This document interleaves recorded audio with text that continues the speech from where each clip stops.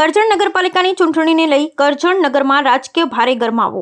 ભાજપે વિશ્વાસઘાતી ચૂંટણીનું નામ આપ્યું. ભારતીય જનતા પાર્ટીના વડોદરા જિલ્લા પ્રમુખ સતીશભાઈ પટેલે વોર્ડ નંબર 7માં ચૂંટણીને લઈ બળવાખોર મોહમ્મદ સિંધીને આપી ચીમકી. કરજણ નગરમાં નગરપાલિકા ચૂંટણીને લઈ ભારે ગરમાવો જોવા મળ્યો. કરી રાજભોગી હવે બળવો કરી આમ આદમી પાર્ટીમાં જોડાયા તે બળવાખોરોને કઈ ભાજપે ખુલ્લી ચીમકી આપી. ભાજપે આ નગરપાલિકાની ચૂંટણીને વિશ્વાસઘાતી ચૂંટણીનું નામ આપ્યું, જેમાં વોર્ડ નંબર 7માં ભારે ગરમાવો જોવા મળશે. વોર્ડ નંબર 7માં છેલ્લા 4 ટર્મથી ચૂંટણી જીતી આવેલા મોહમ્મદ સિંધી ઉપર ભારતીય જનતા પાર્ટી વડોદરા જિલ્લા પ્રમુખ સતીશ પટેલે મોહમ્મદ સિંધી ઉપર આકરા પ્રહારો કર્યા હતા.